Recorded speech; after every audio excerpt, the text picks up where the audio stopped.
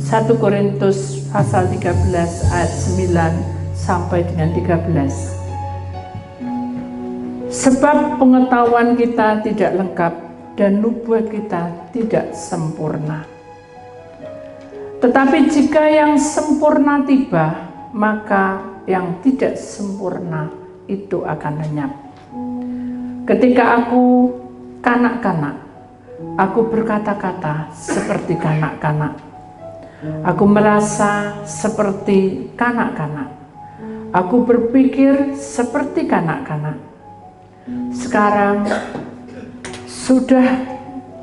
sesudah aku menjadi dewasa, aku meninggalkan sifat kanak-kanak itu. Karena sekarang kita melihat dalam cermin suatu gambaran yang samar-samar, tetapi nanti kita akan melihat muka dengan muka.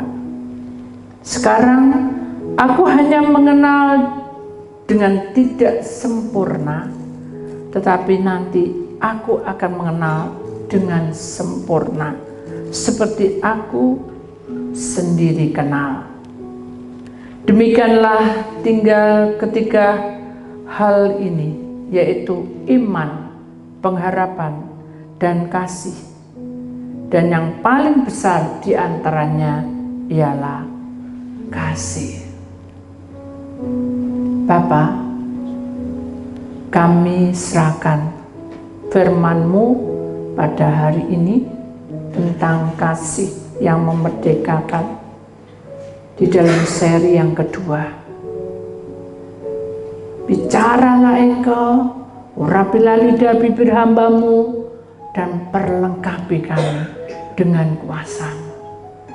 Sehingga baik itu firman yang dikumandangkan, baik itu film yang dilihatnya, di dalam nama Tuhan Yesus, segala ikatan-ikatan, belenggu-belenggu, segala penyakit-penyakit, segala beban-beban berat, putuskan semuanya. Karena kami percaya dengan kasih yang datang dari Engkau, yang akan menyempurnakan dan memberi kami kemenangan dan memerdekakan kami. Di dalam nama Tuhan Yesus, Putra Tunggal, kami siap Tuhan. Dengan nama Tuhan yang percaya, kita sama-sama berkata amin. Beri kemuliaan Tuhan, saudara. Silakan duduk kembali. Sebelum kita mendengarkan sabda firman Tuhan, kita akan melihat filmnya.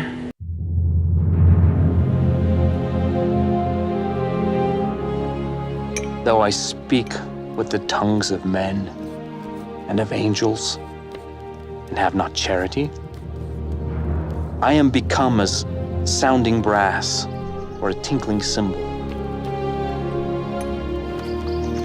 And though I have the gift of prophecy, and understand all mysteries and all knowledge, and though I have all faith so that I could remove mountains, and have not charity,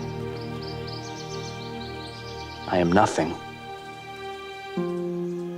And though I bestow all my goods to feed the poor, and though I give my body to be burned, and have not charity, it profiteth me nothing. Charity suffereth long, and is kind. Charity envieth not. Charity vaunteth not itself, is not puffed up, doth not behave itself unseemly, seeketh not her own, is not easily provoked, thinketh no evil, rejoiceth not in iniquity, but rejoiceth in the truth.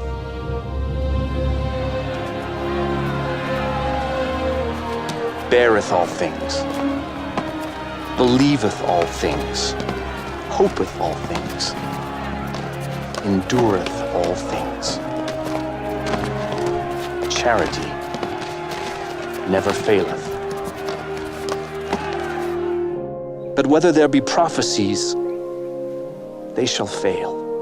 Whether there be tongues, they shall cease. Whether there be knowledge, it shall vanish away. For we know in part, and we prophesy in part. But when that which is perfect is come, then that which is in part shall be done away. When I was a child, I spake as a child. I understood as a child. I thought as a child. But when I became a man, I put away childish things. For now we see through a glass darkly, but then face to face. Now I know in part, but then shall I know, even as also I am known. And now abideth faith, hope, charity, these three. But the greatest of these is charity.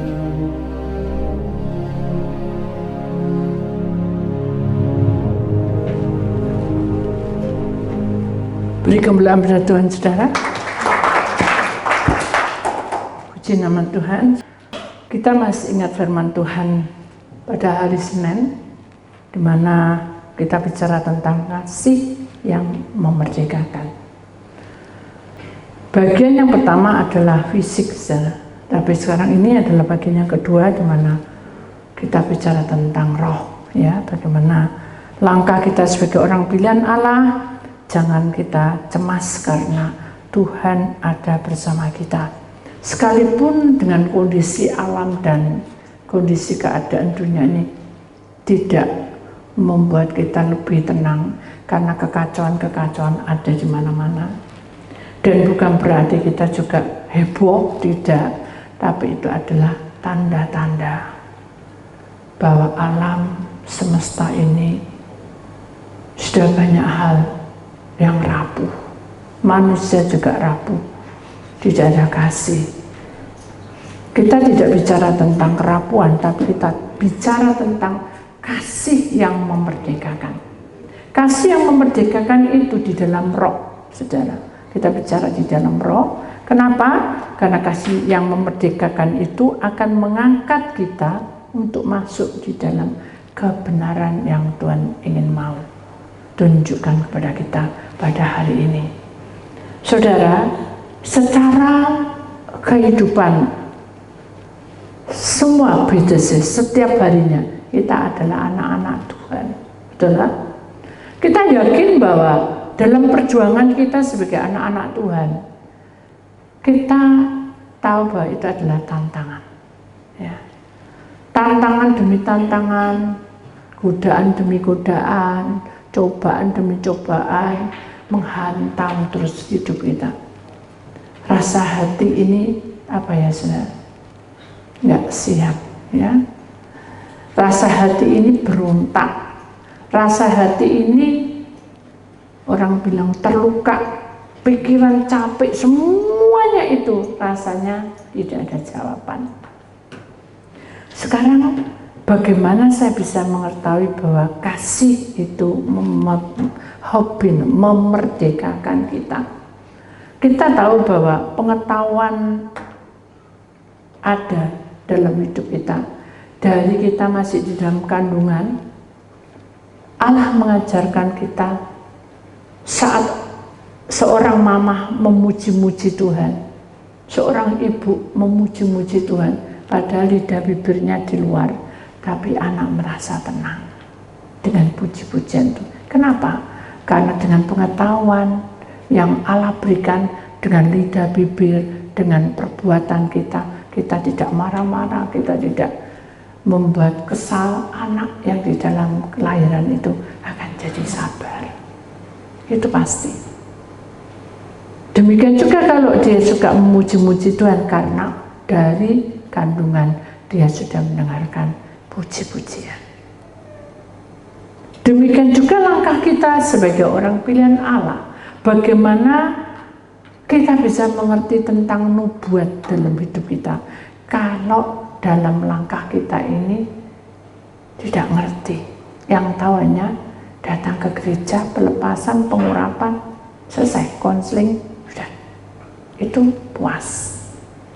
Padahal di dalam firman Tuhan berkata bahwa pengetahuan itu akan memperlengkapi kamu. Dan itu akan masuk di dalam nubuat yang akan disempurnakan. Contohnya seperti apa, Bu? Kalau kita berjalan, saudara, orang kerja itu kalau kita lagi mood, ya, lagi senang, kita kerja kayak apa soroi, kayak apa lelai, tetap suka apa? Suka cinta, bisa senyum, bisa ramah, betul enggak? Tapi kalau dari awal dalam hidup kita sudah bersungut-sungut dan tidak puas, maka dalam semua pekerjaan baru melangkah, baru masuk kantor, sudah apa? Sudah tidak menyenangkan. Kenapa? Karena di dalam pengetahuan kita, aku harus benci, aku harus mencek orang tua. Jadi hal-hal yang seperti itu harus dijauhi. Kenapa? Karena pengetahuan yang Tuhan berikan pada kita itu selalu baik dan tidak bermusuhan dan juga tidak membuat kita kacau, sehingga nubuat itu akan terjadi di tengah-tengah kita.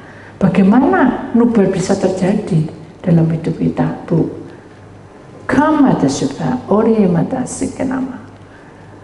Bila kamu tetap melakukan perintah-perintahnya, Allah akan menggenapi nubuat itu. Amin. Amin. Kok ragu-ragu kan? Amin. Amin. Sekarang bagaimana caranya supaya saya tahu bahwa penggenapan nubuat itu diberikan pada saya? Sekarang tanya pribadi saudara. Yang saudara lakukan itu sudah goal apa enggak? Halo? Masih belum, Bu? Mungkin aja juga menjawab, semuanya belum. Betul nggak? Pasti ada yang seperti itu. Tapi ada yang juga, sudah, Bu, tapi bisa senyum. Tapi kalau belum bisa senyum, pasti sedih. Nah, Fuinata, itu adalah suatu pelajaran dalam hidup kita. Pengetahuan yang kita lakukan dalam hidup sehari-hari sudah menggenapi apa yang dinamakan seorang pekerja. Mungkin juga pengetahuan yang Tuhan sudah diberikan pada manusia itu sudah menggenapi pelayanan kita. Tetapi nubuat belum terjadi dalam hidup kita. Bukti nih, ya wis gini-gini aja. Ya sudah begitu-begitu saja.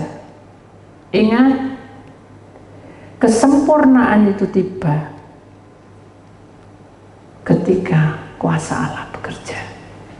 Dan satu hal yang kita harus ingat, bahwa kita tidak terus-terusan menjadi kekanak-kanak. Di sini ayatnya berkata, ketika aku kanak-kanak, aku berkata-kata seperti kanak-kanak. Seperti apa contohnya, Bu? Orang yang berkata-kata kekanak-kanak itu tadi, tidak dikasih bersungut-sungut. Ya. Kalau lama juga ngerundel, tahu ngerundel? Ya. Kalau orang bilang kita tuh mudah berjanji ya saudara, tapi kita belum tentu bisa menepati. Itu saya sering kali. Saya maunya begini, tapi kenyataannya saya hadapi itu bukan seperti itu. Kadang kita kalau bicara itu membenarkan diri sendiri, tetapi Tuhan mengakuinya. Justru itu Tuhan berkata, aku kanak-kanak, aku berkata-kata seperti kanak-kanak. Tapi kalau kita terus berbicara seperti itu dan kita tidak mau berusaha untuk lebih baik, maka kita akan tetap menjadi kanak-kanak. Tidak ada dewasa, tidak ada pelajaran yang membuat dia lebih maju dan lebih mengerti. Oh, berarti begini. Kalau orang sekolah aja sudah. Saya bukan mengandalkan cucu, Tapi ini pengetahuan juga. Suatu ketika dia punya papan kecil, blackboard ya, bener ya dia, blackboard kecil gitu. Terus dia ambil spidol, di sebelah saya dia tulis-tulis ini. Nulisnya tak lirik aja, 1, 2, 3, 4, 5, 6, 7, 8, 9, 10, mentok dah. 11 sih tidak karu-karuan. Tapi dia diem, dia tidak nunjukin ke saya. Terus saya sibuk sendiri, dijawilnya. Dipegang gini, Ama, ini berapa? Nah, saya sendiri bedek aja. Berapa? 1. Ini berapa? 2. Ini berapa? 3. Senang itu. Tapi begitu dia membuat angka 4, harusnya kan begini. Tapi dia tidak angka 4, tidak gitu. 1 dulu, baru dikasih kursi. Jadi saya bilang sebetulnya betul ini, tapi tetap angka 4 betul. Tapi caranya salah, harus bikin 1 gini, buat kursi itu baru dikasih kakinya. Kan terserah aku, ke kanan-kanan. Tapi kalau kita dewasa, kita ngerti, oh harus bagaimana ya? Kenapa harus begini kan gitu? Karena kekanak-kanakan kita tidak bisa memaksakan, cuma nanti dengan seiringnya waktu dia akan perhatikan ya semua, baik itu miss-nya nanti atau temenmu buatnya kayak apa. Ya tak lihatin, gitu. Pokoknya kan 4. Gitu. Dari situlah Tuhan berbicara yang namanya kekanak-kanakan itu seperti itu, ngatur. Dia nggak tahu bahwa harusnya seperti itu, kedisiplinan harus pakainya kan harus begini dulu, begini kan gitu. Pokoknya aku begini. Itu namanya kekanak-kanakan. Di sini juga dikatakan bahwa aku merasa seperti kanak-kanak. Ya, dia merasa benar kan, makanya dia seperti orang yang seperti kanak-kanak itu tidak mau disalahkan. Selalu merasa benar. Di sini katakan aku berpikir seperti kanak-kanak. Pikiran dia pokoknya aku 4. Ketika tahu itu, Austinya tertawa, malah dipukul. Karena dipikir dia mentertawai gara-gara salah, padahal benar gitu. Itu kan dia membenarkan diri. Pasti sesungguhnya dia harusnya begini gitu. Tapi kita tidak bisa berdebat. Dengan seiringnya waktu, kita bisa mengerti. Sama. Ketika anak saya jatuh dan patah kakinya, saya tidak ngerti maksudnya apa. Cuma saya sedikit, bukan marah, gerundel. Loh, aku ini loh pelayanan Tuhan. Loh, aku ini loh sedang doa semua keluargaku. Lah kok di kelas cuma lompat segini aja kok patah. Saya kalau kekanak-kanakan terus, saya akan menuntut Tuhan. Kenapa? Pada besok dia ada pergi dengan teman-temannya, 1 bis, pergi piknik. Kenapa? Kan itu namanya membuat hatinya Andreas jadi sedih. Saya juga tidak mau, anak saya pengen bahagia. Kenapa? Kalau salah, ampuni. Tapi bagaimana patah tidak bisa pergi kan? Itu kekanak-kanakan saya terus menggantui, terus menekan, mendoktrin. Nah itu sama dengan hidup kita. Kenapa? Gak ada jalan keluarnya ya? Kenapa gitu? Terus mendoktrin kan? Akhirnya kita apa? Bukan kurang percaya, kita tuh percaya sama Tuhan. Cuma cara pola untuk setia itu sudah berbeda. Sudah mulai mengurangi doa, mengurangi itu yang berbahaya. Ada lagi yang terus tekun, terus akhirnya ceblek, tahu ceblek? Hambar, tahu? Doa panjang, tapi tidak tahu. Tuhan juga tidak dengar. Kenapa? Karena kita hanya asal doa. Sama seperti pada waktu anak saya itu jatuh. Akhirnya di-gip. Saya bilang, apakah harus dioperasi dok? Tidak perlu. Gip paling tidak seminggu sudah bayian. Kenapa kok seminggu bayian? Ya karena masih muda tulangnya, bisa cepat kembali. Kenapa harus seminggu di-gip? Tidak apa-apa apa enggak, nanti tambah retak dibuat jalan. Loh, sekolah jaga seperti biasa, tapi jangan pergi gitu.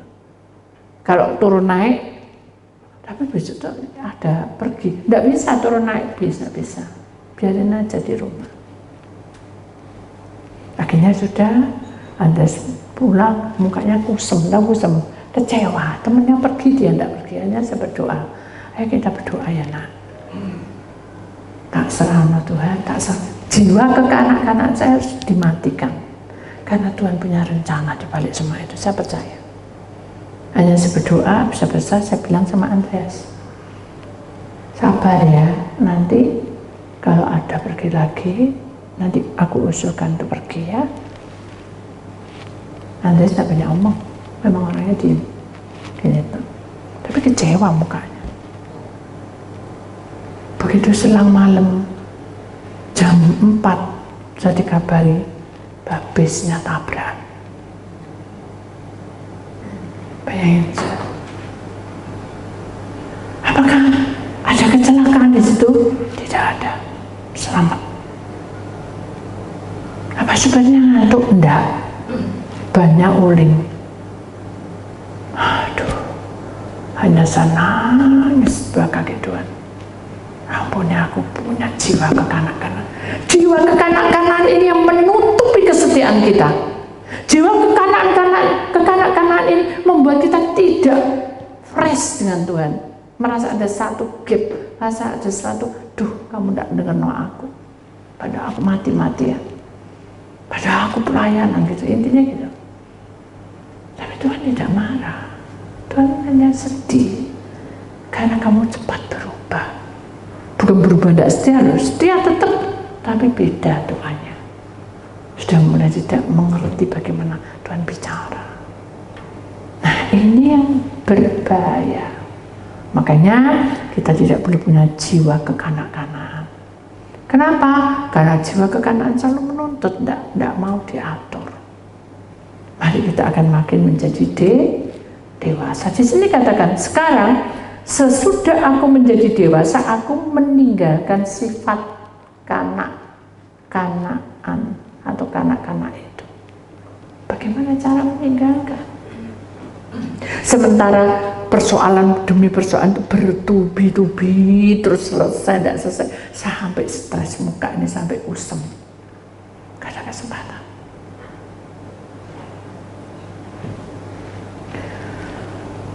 Suatu ketika tengah malam saya itu menangis sendiri melihat cucu saya dan melihat anak saya juga lagi di luar kota.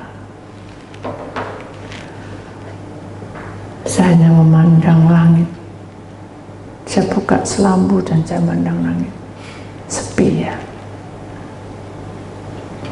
Biasanya ada bintang, ada bulan, itu membuat ada satu gerakan untuk ada hiburan, penghibur itu.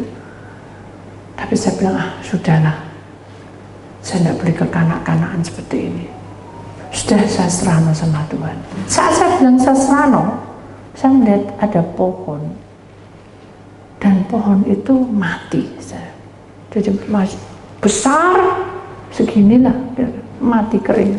Tapi satunya juga segini, setelinga saya juga kering. Akhirnya saya bilang gini, sayang ya, pohon ini kalau hijau biasanya aku buat untuk puisi.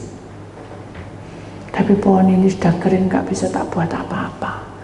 Cuma lebih baik ditebang karena tidak berguna. Ya sudahlah. Saya tahu bahwa sesuatu yang tidak menyenangkan itu membuat kita sedih. Tidak lama kemudian saya sudah bilang gitu, lega. Sebelahnya ada pohon cemara yang tinggi, tapi doyong ke sana.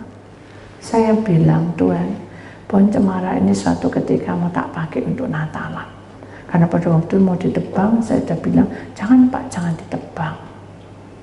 Hanya saya selalu mendoakan karena pohon itu dulu pendek, cebol, terus saya doain sekarang tinggi menjulang, melebihi dari tempat balkon saya. Jadi doyong gini. Kayak berkata, halo, aku sudah kamu doa no, sekarang aku tinggi gitu. Seperti gitu rasanya. Kena angin itu tetap tegak, tapi enggak. Walaupun dia miring tapi tetap enggak turun-turun gitu, tapi tetap tegak. Seakan-akan dia mengucapkan syukur dan berterima kasih atas doa-doa yang saya selalu doakan. Tiap hari saya doakan, karena tidak ada pertumbuhan terus gitu, tapi hijau. Tuhan berkata, lihat, pohon yang miring, yang doyong, suatu ketika nanti kalau ada angin yang parah anginnya, dia akan jatuh loh. Walaupun dia hijau. Jadi hiduplah untuk menjadi apa adanya, itu penting. Dia tetap tegak dan tidak ada satu pun yang kering. Dan saya berdoa, jangan kering Tuhan. Kasihan kalau kering semua kayak sebelah-sebelah, gimana? Hanya saya berdoa, berserah, Tuhan menunjukkan sesuatu. Hidup manusia itu harus punya iman. Walaupun pohon itu tidak punya iman, tapi dia yakin sungguh bahwa aku pasti bisa hidup. Kalau dia tidak berusaha untuk hidup, mungkin walaupun dengan keadaan miring dia putus asa, ya mati saja. Intinya kan gitu. Saking dia nggak bicara, dia harus punya satu kekuatan bahwa aku pasti bisa hidup. Hidup kita juga demikian. Mungkin liku-liku hidup kita ini menekan keekonomian kita. Bahkan mungkin menekan kesejahteraan dan kebahagiaan kita. Saya juga tidak pengen kayak gitu. Itu membuat luka.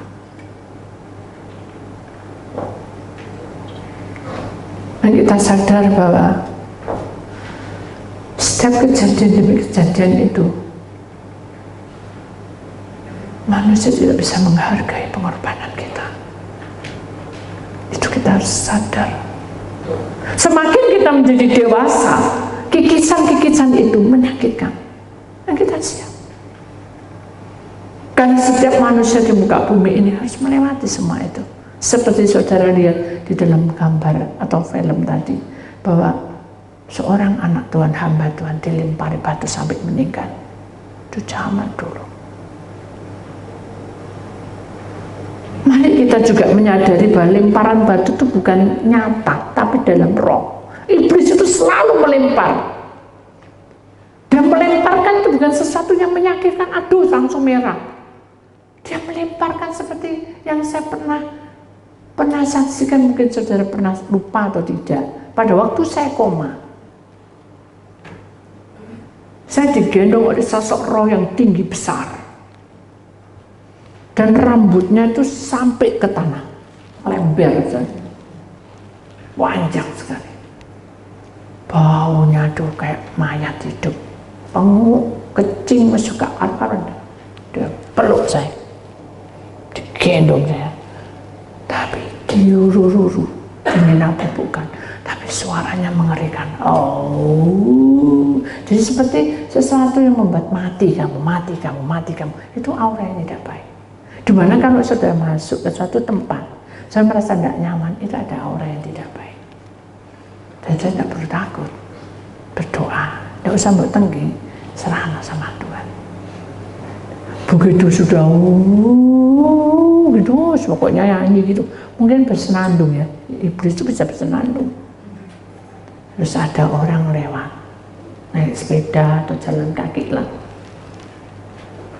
Begitu setan itu melihat manusia, dan dia sangat senang dengan manusia itu, dia ambil di rambutnya ini, saudara, ada banyak sekali kutu, kecoa, kelelawar, ular, pokoknya dunia malam semua, binatang dunia malam. Nah, lalu dia ambil, gitu, diambil, dilempar. Begitu dilempar bukan slep dulu terasa, enggak, biasa aja ngomong-ngomong dengan suami istri, ngomong slep masuk.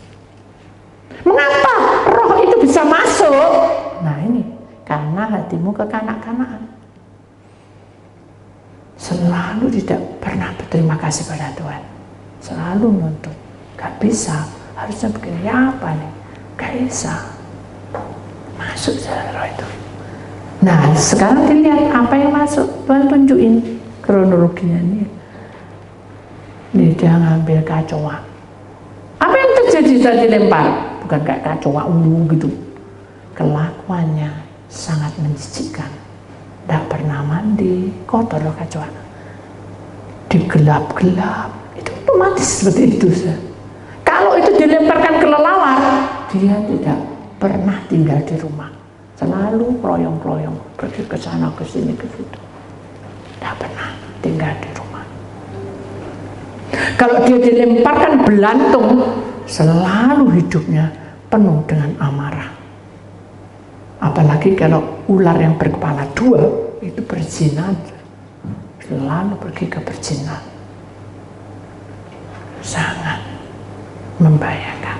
Maka itu, mari kita harus belajar menjadi dewasa. Dewasa iman itu, Tuhan tidak nuntut kamu aneh-aneh saja. Cuma satu. Setiap kamu dalam kondisi apapun, ucap terima kasih. Tuhan, terima kasih. Karena Kau baik. Hari ini Kau baik. Aku serahkan hidup kepadamu. Saya juga belajar semuanya. Walaupun dalam hati saya, wah dulu cuma capek semuanya. Capek. Tak lihat kaki, ya puji Tuhan sudah tidak bengkak. Saya bingung, Tuhan apa yang tak lakukan. Saya berterima kasih. Tapi dengan terima kasih itu saudara, hatimu yang harus terbawa. Bukan kondisi kasat mata. Oh, sembuh terima kasih. Tidak. Tuhan tidak pengen kamu bilang terima kasih seperti itu. Dengarkan. Dengarkan. Ketika kamu diberkati, oh terima kasih. Tuhan tidak pengen kamu terima kasih atas berkat itu. Tapi kamu mengucapkan terima kasih atas Tuhan untuk baik atas kehidupan. Amin. Beda saja. Kalau saudara selalu berkata, oh aku diberkati, oh terima kasih Tuhan atas berkatnya. Nanti suatu saat kamu tidak diberkati bagaimana? Jiwa kekanakan timbul. Tapi kalau walaupun diberkati dengan limpah-limpah, oh ini adalah anugerah Tuhan. Tuhan ajar aku lebih dekat kepadamu. Gitu saja. Melekat. Semakin Tuhan itu mengerti kita, semakin kita melekat. Di mana-mana melekat. Sehingga bisa berkomunikasi.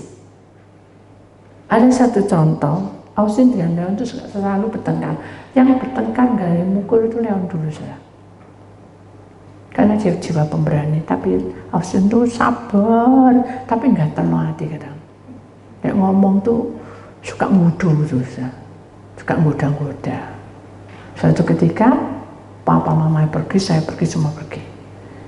Saya tahu, saya melihat dari jauh saudara, ternyata rukun saudara.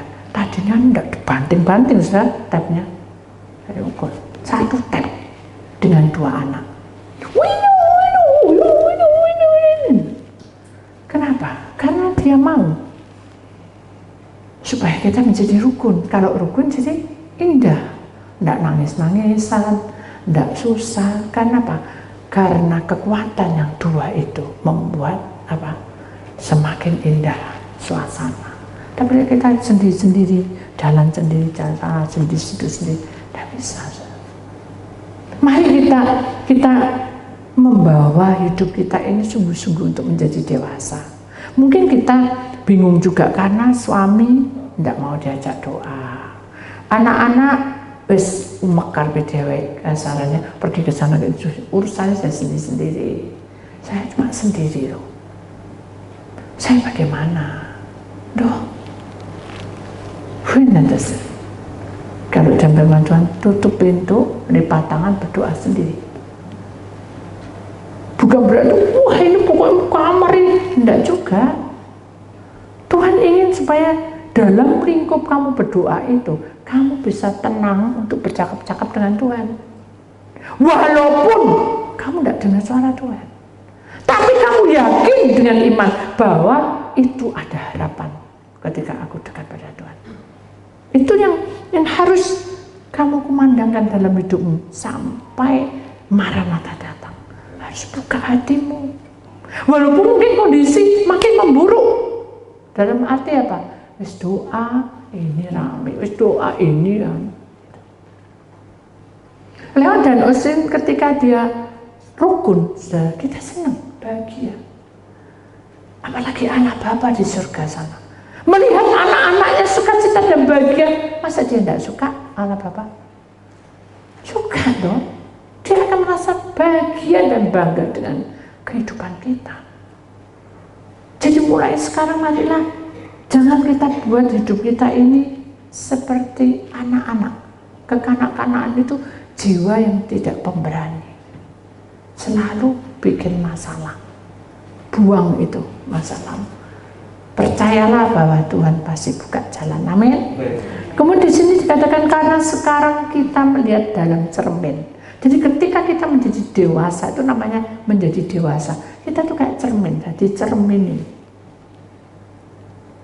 Ketika saya memakai rambut, saudara, dan rambut saya mulai saya sisir, dan ini ada yang kelewat-kelewat di sini, karena saya bisa melihat bahwa ini tidak pas. Berarti saya harus benahi. Ketika ini munjung ke atas, oh ya, karena dia cermin. Ketika kita memakai apapun, saudara, kita melihat cermin. Sampai saya bilang sama salah satu pengurus di sini, saya tuh pengen memberi satu gambaran. Kira-kira saya gini diketawain enggak? Saya tahu pensil untuk alis mata. Tahu? Halo? Tahu ya semua ya? Kalau ditaruh di hidung sini, dicoret-coret. Kira-kira aneh enggak? Aneh enggak? Loh, saya coret-coret bener loh di depannya pengurus. Aneh enggak? Dia ketawa-ketawa aja, oh sampai ngono. Aneh nanti di pendeta kok jadi kok ngono aja. Terus bagaimana caranya supaya enggak jadi tertawa ya? Karena apa? Karena kehidupan kita ini harus bercermin. Ya sudah, kan harus dihapus, sudah. Dan kalau itu memang untuk hidung, kan kita juga harus ada caranya. Nggak saya sakit, akhirnya kesini celomotan. Karena kita melihat cermin, jadi kita kelihatan indah. Betul enggak? Sama, orang sambulan juga gitu. Orang laki-laki, rambutnya tuh panjang, ini pendek aja kalau kita nggak bercermin, gak karu-karuan saja. Jibrak, tahu jibrak, ini ke sana ke sini. Itu Austin. Walaupun kita berusaha, kalau kita tidak bercermin, tidak tahu dia kalau itu seperti merak gitu. Jadi mari kita belajar bahwa karena sekarang kita melihat dalam cermin, saudara, ingat perhatikan suatu gambaran yang samar-samar. Mengapa kok samar-samar? Karena kita tidak tahu masa depan kita, tidak ada yang tahu. Siapa yang tahu masa depan kita? Samar-samar, tidak tahu. Tapi ingat, tetapi nanti kita akan melihat muka dengan muka. Kalau sudah kuasa Tuhan bekerja, kita menjadi dewasa, kita akan melihat muka dengan muka. Loh, itu Tuhan. Bukan muka dengan muka Bu Dede. Dan sudah muka dengan muka Bu Dede, di sana sama Ibu bisa ketemu. Tapi kalau Tuhan itu sewaktu-waktu, ketika kamu mengalami banyak masalah, kamu berserah menjadi dewasa, kamu bercermin dalam hidupmu bersama Tuhan. Tuhan merapi hidup kita hingga kita kelihatan indah di pemandangan Allah. Bukan indah, aku seorang cantik, aku seorang tampan. Bukan. Dalam roh tuh Tuhan itu memandang kita indah. Kenapa? Karena di hadapan Allah Tuhan kita ini berharga. Iman itu terus, saudara. Jangan berdiam diri. Ayo kita bangkit sekarang. Di sini dikatakan bahwa tetapi nanti kita akan melihat muka dan muka. Sekarang aku akan mengenal dengan tidak sempurna. Mengapa? Karena kita tidak sempurna. 24 jam kita pasti ada pelanggaran. Tapi ingat loh, di sini dikatakan, tetapi nanti aku akan mengenal dengan sempurna. Kenapa? Karena kita mau disempurnakan. Di sini katakan seperti aku sendiri dikenal. Nobel sekenama. Aku sangat mencintaimu. Pakai sebagai alat Karena hidup kita ini yang tidak sempurna, Tuhan mau sempurnakan asal kamu menjadi dewasa dalam segala perkara. Amin. Jadi dikatakan yang terakhir, kita akan baca firman Tuhan lebih dulu, saudara. 1 Korintus 13 ayat 13, begini bunyi firman Tuhan. Demikianlah tinggal 3 hal ini, yaitu iman, pengharapan, dan kasih. Dan yang paling besar di antaranya ialah kasih. Mengapa? Mengapa kasih yang paling bernama tinggi atau besar? Karena kasih itu mengalahkan segala-galanya. Kenapa? Karena kita mau menerima dengan kasih. Kita tahu bahwa Tuhan itu mengasihi kita. Kita belajar untuk memiliki kasih dari Tuhan. Kita harus berjuang. Jangan hanya sebagai pendiam dan pendengar. Wait a minute. Sia-sia kamu. Umurmu makin bertambah, hidupmu makin keadaan arah kemana. Kita disamar-samar hidup kita. Kita tidak bisa sempurna. Tanpa ada roh Tuhan dalam hidup kita, kita tidak akan bisa hidup. Kita tidak akan berkembang, tidak akan berbuah. Kita hanya menuntut. Pokoknya aku hidup benar, orang benar, orang tidak pernah bohong, tidak pernah apa. Itu kewajiban, saudara. Kamu lakukan kebenaran itu. Tidak pernah marah, baik hati, itu kewajiban. Tapi yang terpenting dalam hidup adalah kesetiaanmu, hubunganmu dengan Tuhan itu seperti apa. Kalau saudaranya datang dalam ibadah, dan saya tidak pernah berbicara dengannya, bagaimana Tuhan menyempurnakan hidupmu, bagaimana Tuhan memberikan kamu menjadi dewasa, walaupun samar-samar di depan, aku yang akan menyempurnakannya. Itu janji Tuhan. Mari kita buka hidup kita. Lembaran hidup kita ini sudah mentok, saudara ya. Sudah jedok. Tahu jedok? Sudah tidak tahu kita apa yang terjadi ke depan. Saya juga tidak tahu, saudara. Ketika saya dengar ini, dengar itu, terus lihat roh-roh, rasanya saya sudah bilang gini, Tuhan, aku angkat tangan. Semoga firman yang Engkau berikan itu mengenai orang-orang pilihan. Karena ini waktunya. Tuhan memilah-milah antara domba dan kambing. Jangan pada saat kamu perlu. Ini saatnya kamu bangkit. Buka hatimu. Jangan lengah lagi. Waktu ini singkat. Kita tidak tahu kapan kita dipanggil. Tapi selama kita masih ada nafas, aku memberikan waktu agar kamu sempurna. Amin. Mari kita imani, saudara. Kenapa? Karena lihat, kita perhatikan gambar ini. Memang saya suka sekali gambar-gambar di mana gambar itu ada sesuatu yang harus kita ceritakan di situ, saudara. Walaupun saya merasa bahwa ini mungkin buat saudara tidak berarti, tapi buat saya berarti. Itu dunia roh. Dan ini hanya gambaran, tapi saya merasa sesuatu itu adalah perlu saya sampaikan. Ini, saudara, Tuhan turun dan ikut campur tangan karena dia punya iman, punya pengharapan, punya kasih bersama Tuhan, dan dia lakukan untuk menjadi dewasa. Walaupun di dalam kedepannya kita samar-samar, tapi Tuhan menyempurnakan. Sinar itu besar, semakin besar.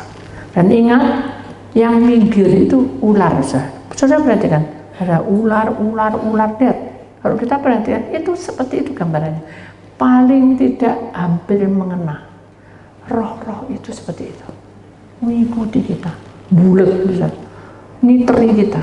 Tapi ketika kita betul-betul fokus pada Tuhan, dewasa, disempurnakan, minggir semua, saya gak mau. Saya pilih mana? Saya diruweti atau diikuti dengan kuasa itu dan ditempelinya. Habis, saudara, hidupmu. Mari kita tidak mau seperti itu. Kita tidak mau dipermainkan oleh iblis. Amin. Kita harus berjuang. Lalu kita perhatikan kata-kata di sini sebelum saya tutup. Kasih membangun jembatan di antara hati yang terpisah. Sudah tahu maksudnya? Membangun jembatan. Ketika kita berjuang, ketika kita betul mati-matian untuk percaya apapun yang terjadi, sudah tidak mau mendengarkan suara-suara sumbang, fokus untuk disempurnakan. Dan berkata, kamu ini sudah mendapat jembatan yang kuberikan. Ketika aku mati di kayu salib, Bapakku sudah mengulurkan tangan dan aku memegang tangan manusia dengan Bapa disatukan di jembatan. Dua itu sih. Aku mati sebagai jembatan hubungan Bapakku dengan kamu jadi baik. Di sini dikatakan juga mengubah air mata menjadi tetes embun kebahagiaan. Setiap tetes jerih payahmu, setiap tetes keringatmu, setiap tetes air matamu, Tuhan menghargai. Maka hudin jima, maka itu berjuanglah karena Tuhan punya rencana indah. Kemudian menyatu hati yang rapuh. Siapa yang di sini hatinya kuat ketika badai itu menghantam saudara? Halo? Ketika sudah divonis ibu tidak ada harapan, harus minum obat terus, kalau tidak minum ibu wah buat nanti bu, bisa uling bu, bisa sudah tenang gitu kan? Tidak tenang saudara. Semua orang kalau dia diancam tentang kehidupan dan keekonomian pasti dia goyang. Tuhan berkata menyatukan hati yang rapuh, hati kita tuh rapuh saudara. Dan dikatakan merajut benang kasih yang tulus. Hanya Allah yang bisa merajut itu. Hanya Allah yang akan membentuk manusia supaya manusia itu berhasil ke masa depan. Hanya Dia. Kemudian dikatakan mengikat dalam kebersamaan dengan cinta. Maksudnya apa? Ketika kita masuk dalam rajutan Allah, benang-benang kasih Allah masuk. Dia memberikan songketan. Tahu songket? Seorang ibu yang nyongket, keahlian dia membuat hidup kita menjadi bersinar. Dan ingat, ketika kita bersinar, bersinar, kemuliaan itu ada. Dan di mana-mana kita ada akan membawa berkat bagi semua orang. Kenapa? Karena kita adalah surat-surat Kristus. Kenapa? Karena terang Kristus sudah tinggal dalam hidup kita. Kenapa? Karena terang keselamatan itu sudah menjadi bagian kita. Kenapa? Karena kamu adalah bukan garam dunia, tetapi kamu adalah garam yang sudah diurapi oleh Allah. Menjadi asin dari surga, pemberian Allah. Amin. Mari kita imani saudara bahwa kasih Tuhan itu akan memberikan kekuatan kepada kita dan kita harus mencintai Dia. Ada satu nyanyian, betapa aku mencintai segala yang terjadi. Semua yang terjadi itu lewati dengan kasih. Di sini katakan tak pernah sendiri, jalani hidup ini selalu menyertai. Kalau kita masuk di dalam dunia roh, saudara, kita tidak bisa nuntut karena Dia roh adanya. Mari kita juga masuk di dalam roh juga.